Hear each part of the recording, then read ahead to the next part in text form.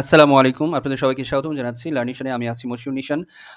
আজকের এই ভিডিওতে আমরা আপনাদের ৯ম-১০ম শ্রেণীর শিক্ষার্থী আপনারা যারা আছেন, আপনাদের ইংলিশ টেক্সট বুকের ইউনিট 5 এর লেসন 4 দ্য স্টোরি অফ লিপি এই আ গল্পটা নিয়ে বা এই লেসনটা নিয়ে আমরা আলোচনা করব। সো আপনারা অবশ্যই পুরো ভিডিওটা দেখবেন এবং এখানে আপনারা যথেষ্ট ইনফরমেশনস পাবেন আপনি, যাতে করে আপনার জন্য এটা সুবিধাজনক হয়ে যায়। সো কথা না বাড়িয়ে আমরা চলে যাচ্ছি আমাদের মূল পড়াতে। এখানে শুরুতে লেসনের টাইটেল দেওয়া রয়েছে দ্য স্টোরি অফ লিপি।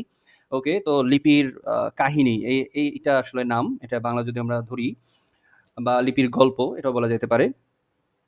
সো আমরা বি নাম্বার অ্যাক্টিভিটিতে চলে আসি। উপরে এগুলা দেখছি না, ওগুলো আপনারা দেখে নেবেন।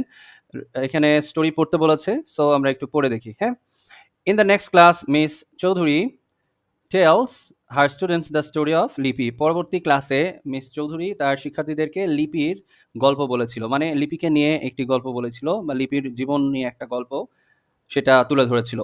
দ্য ইয়ার বিফোর লাস্ট, মানে গত বছরের আগের বছর, ঠিক আছে, এরকম একটা বোঝাচ্ছে এখানে।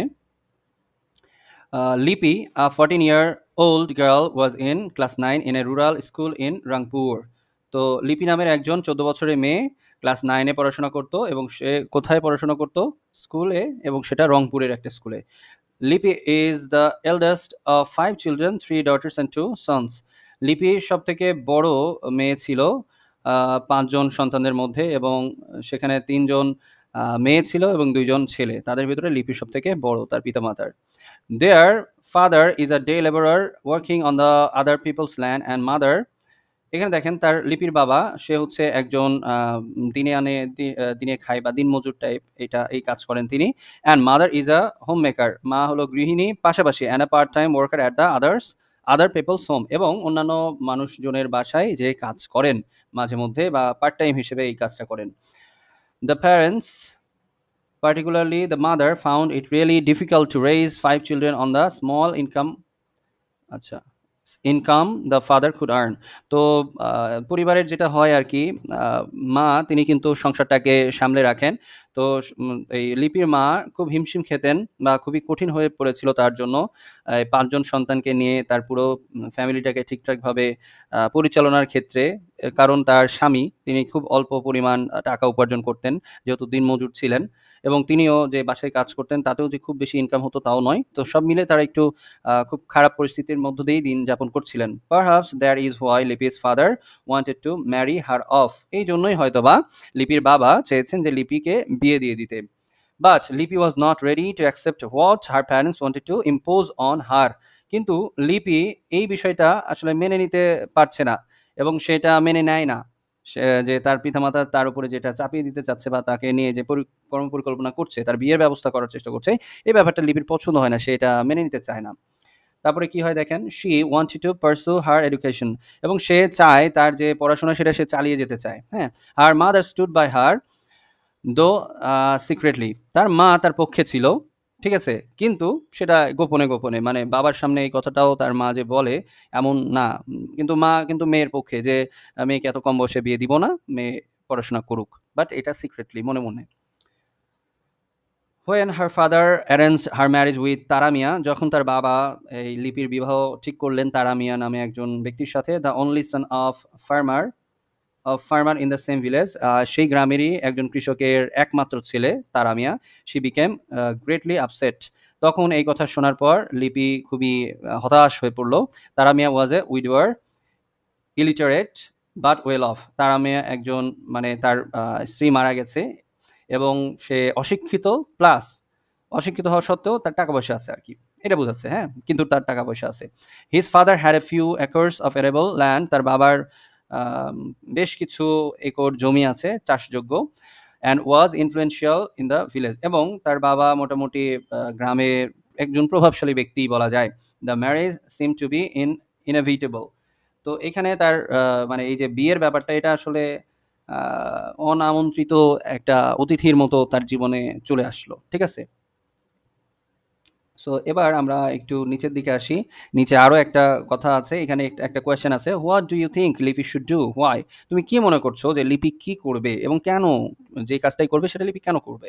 তো যাই হোক, আমরা নিচে পড়ি তাহলে আমরা বুঝতে পারবো। Lipi first talked with her classmates and then with the head teacher, Lipi প্রথমত তার যেই ক্লাসের বন্ধুরা রয়েছে তাদের সাথে কথা বলে এবং সেই স্কুলের হেড স্যার যিনি আছেন তার সাথে কথা বলে, who was very sympathetic to her, এবং যিনি খুবই দয়া পরবশ অথবা লিপিকে খুব স্নেহ করেন, মায়া করেন, সেই হেড টিচার উনি। He called a meeting of the teachers and students of the school, এবং এই কথা যখন সেই হেড টিচার জানলো তখন হেড টিচার নিজের থেকেই একটা মিটিং কল করলেন। কাদেরকে নিয়ে? সেই স্কুলের অন্যান্য টিচার্স যারা রয়েছেন এবং স্কুলের স্টুডেন্ট যারা আছেন তাদেরকে। He also invited the school managing committee members and some respectable persons of the village to attend the meeting, এবং তিনি সেই স্কুলের যে কমিটির লোকজন থাকেন তাদেরকে দাওয়াত দিলেন বা সেখানে আমন্ত্রণ জানালেন সেই মিটিংয়ে। পাশাপাশি সেই গ্রামের কিছু গণ্যমান্য ব্যক্তিবর্গকেও সেখানে আমন্ত্রণ জানালেন। The head teacher explained in detail the serious consequences that would follow Lipi's marriage. Head teacher তিনি সকলের সামনে যে এই যে লিপির অল্প বয়সে বিবাহ যদি হয়ে যায় এরপরে লিপি কি কি ধরনের ক্ষতির মুখে পড়বে, কি কি ধরনের তার বিপদ হওয়ার আশঙ্কা রয়েছে, এই সমস্ত বিষয় নিয়ে তিনি ভালোভাবে তাদের কাছে ব্যাখ্যা করেন। She would be having children from very early age 15 or 16। তিনি আরো এটা বলেন যে হয়তোবা তার 15-16 বছর বয়সেই সে একটা বাচ্চা নিয়ে ফেলতে হবে তাকে বিবাহের পর। It would create constant constant health hazards to her. তো যদি এই কাজটা সে করে 15-16 বছর বয়সে যদি তার বাচ্চা নেওয়া হয়ে যায় তাহলে কিন্তু এটা তার পুরো লাইফের জন্য একটা অত্যন্ত মানে দুঃসংবাদ টাইপের একটা অবস্থা এবং ভয়ঙ্কর একটা পরিস্থিতি ক্রিয়েট করবে, তার জীবনটা লণ্ডভণ্ড করে দিবে। এতে কিন্তু দেখা যায় অনেক সময় যে মা তার কিন্তু মৃত্যু হয়ে যায়, বাচ্চা যেটা হয় সেও কিন্তু মারা যায় অনেক ক্ষেত্রে। এছাড়া মায়ের কিন্তু বিভিন্ন ধরনের রোগ বালাই শুরু হইতে পারে। তো বিভিন্ন ধরনের এরকম কারণ রয়েছে, সেগুলো আসলে এক্সপ্লেইন করলেন হেড টিচার। আর এডুকেশন উড স্টপ, এবং পাশাপাশি লিপির যদি বিবাহ হয় তাহলে সে কিন্তু আর পড়তে পারবে না, তার পড়াশোনাও বাদ হয়ে যাবে। অন টপ অফ অল, এবং এগুলো সব কিছুর উপরে her marriage against her will might shatter her future dream, এবং সব থেকে বড় কথা হচ্ছে লিপি তো এই বিবাহতে রাজি নয়। তো তার ইচ্ছার বিরুদ্ধে এই যে বিবাহ দেওয়া হবে এইটা লিপির যে স্বপ্নগুলো রয়েছে সেগুলোকে ধূলিসাৎ করে দিবে, ধ্বংস করে দিবে। At one stage, Taramia's father stood up and tried to argue, এবং এই কথাগুলো যখন বলা হচ্ছিল সেখানে তারামিয়ার বাবাও ছিল। তো তিনি দাঁড়িয়ে গেলেন এবং এই কথা নিয়ে একটু তর্ক করলেন বা তাদের সাথে আরো একটা তাদের উদ্দেশ্যে আরো কিছু কথা বললেন। কি বললেন? You are all making mistakes, আপনারা সবাই ভুল করছেন। Lipi would be very happy if she got married with Taramia, Lipi খুবই খুবই খুশি থাকবে বা সুখে থাকবে যদি সে তারামিয়াকে বিবাহ করে। She would have everything, money, clothes, home and status in the society, Lipi তারামিয়াকে বিবাহ করলে সে সব কিছু পাবে, টাকা পয়সা, পোশাক আশাক, বাড়িঘর, এবং সমাজের তার একটা ভালো একটা পজিশনও থাকবে। Why are you trying to deprive her of this opportunity, কেন আপনারা তাকে এই সুন্দর একটা সুযোগ থেকে বঞ্চিত করতে চাচ্ছেন? এই কোয়েশ্চেনটা ছুঁড়ে দিলেন কে? তারামিয়ার বাবা।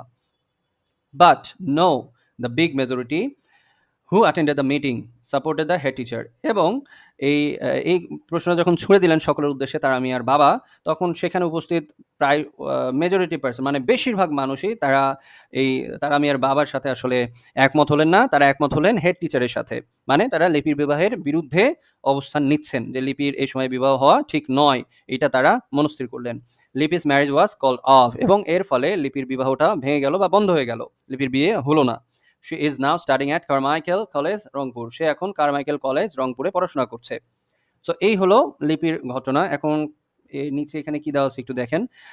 Make predictions, one is done for you, মানে এখানে আপনাকে ধারণা করতে হবে আর কি লিপির সম্পর্কে। কি বলছে? ইফ লিপি had married Taramia that time she would have become a mother of 1 or 2 children, যদি সে তারামিয়াকে বিবাহ করতো লিপি তাহলে সে হয়তোবা মানে 1-2 বাচ্চার মা হয়ে যাইতো। এটা একটা করে দিয়েছে। আপনারা আরো বি সি ডি এগুলো আপনারা নিজেরা ধারণা করতে পারেন, গেস করতে পারেন। সো এটা নিয়ে আমার কোনো আলোচনা নাই।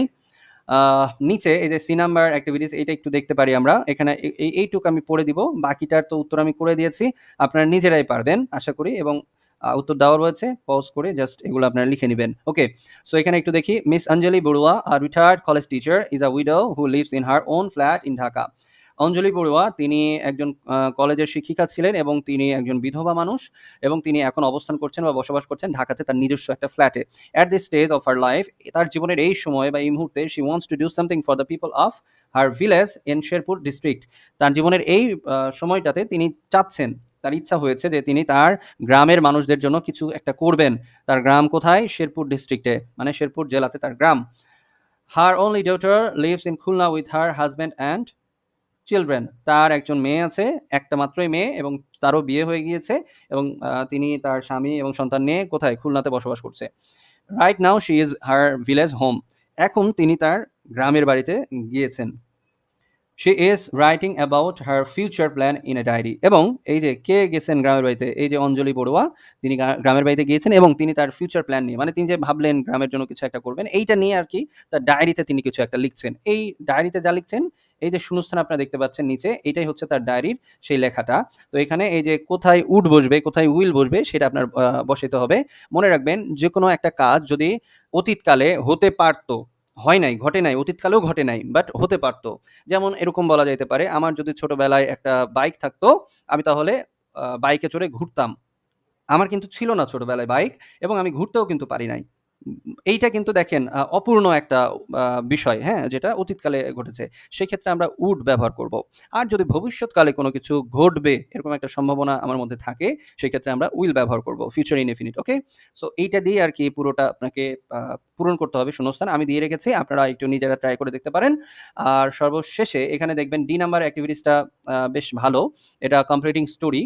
এখানে এই যে এইটুক লেখা রয়েছে, এর সাথে আপনাদেরকে বানিয়ে নিজেরা নিজস্বভাবে সৃজনশীলতা দেখিয়ে গল্পটাকে আরেকটু বড় করে কমপ্লিটিং স্টোরি যেভাবে লিখতে হয় সেভাবে আপনারা কমপ্লিট করে ফেলবেন। সো আজকের মতো এতটুকুই। সবাই ভালো থাকবেন। সবার সুস্থতা কামনা করছি। আবারও কথা হবে। আল্লাহ হাফিজ।